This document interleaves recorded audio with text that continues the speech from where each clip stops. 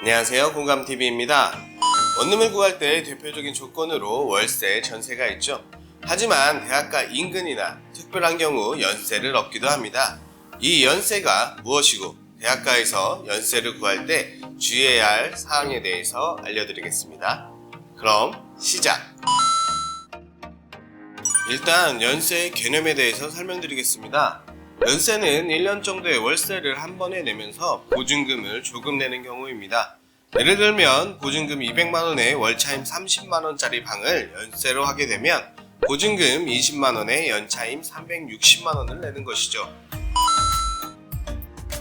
대학가 인근에서 연세를 계약할 때 연세의 금액에 관리비가 포함이 되는지, 그 관리비는 어떤 것들이 있는지를 꼭 확인하셔야 됩니다. 보통의 경우 연세 관리비를 포함해서 한 번에 받으시는 경우가 많고, 관리비에는 인터넷, 유선, 수도세가 포함되고 개인 납부하는 것은 전기세와 도시가스, 난방비용입니다.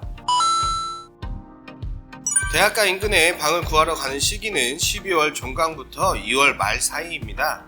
대학가 인근의 연세는 이사하는 것이 12월이든 1월이든 2월이든 계약기간은 이사부터 그해 2학기 종강이나 12월 말을 계약 만기로 하게 됩니다. 정확히 1년은 안되고 2월 말 3월 초에 입주하는 경우 거의 10개월 정도밖에 안되죠. 하지만 12월에 구하는 방과 2월 말에 구하는 방값은 거의 똑같습니다. 그리고 연장을 할 경우 같은 가격으로 2학기 종강부터 그 다음에 2학기 종강까지 계약을 하게 됩니다. 대학생들은 월차임을 미납하는 경우가 많고, 방학기간 중에 방 사용을 안 하는 학생과 학부모들의 불만이 많고, 1년 계약을 하고 갑자기 휴학이나 군 문제로 인해 퇴실을 할 경우 집주인들이 손해를 보는 경우가 많이 있었습니다. 1년치를 한 번에 받다 보니 집주인은 한 번에 목돈도 들어오고, 중간에 이사를 간다고 해도 이미 1년분을 받았으니 손해가 없는 방법이라 대학가 인근에서는 연세를 더 선호합니다. 관리비가 연세에 포함이 되는지, 관리비에는 무엇이 포함이 되는지, 개별 납부하는 것은 무엇이 있는지 꼭 확인하시고요. 보증금은 20만원에서 50만원 정도 내게 됩니다. 이 금액은 나중에 이사 나갈 때 돌려받으시는 돈입니다. 집주인이 공과금 납부와 방해 파손 등을 확인한 후 돌려주는 돈입니다.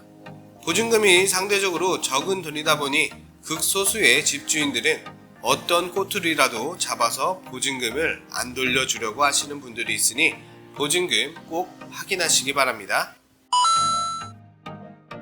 지금 사는 집에서 본인들이 퇴실을 하게 되면 집주인은 청소비와 중개 수수료, 공실 위험 등 추가로 들어가는 비용 및 문제가 생깁니다. 지금 사는 집이 괜찮아서 연장할 경우 집주인과 협의해서 일정 금액을 조정해보고 계약 연장이나 이사하실 것을 추천드리고요. 방을 알아보는 경우 2학기 종강부터 12월 말 사이에 여러가지 방을 볼 수 있으니 그 시점에 계약하는 것을 추천드립니다.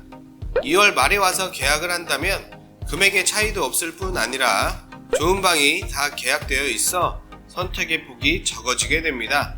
재학생들은 놀러가봤던 친구 집이나 평소에 봐두었던 건물에 입주를 하는 것도 좋은 방법입니다. 대학가의 연세는 집주인에게 유리한 조건이 많은 방법입니다. 하지만 학교에서 가깝고 임대가 잘 되는 방들은 대부분 연세를 받고 있으니 어쩔 수 없는 방법입니다. 무조건 가깝고 신축인 원룸만 들어가려고 하지 마시고 집주인이 어떻게 관리를 하는지, 편의시설 등이 가까이 있는지 확인하시고 좋은 방 구하시길 바랍니다. 기타 문의하실 사항이나 궁금한 점 있다면 댓글 달아주시고요. 시청하신 내용이 도움이 되었다면 구독과 좋아요, 알림 설정 부탁드립니다. 그럼 오늘 영상 끝!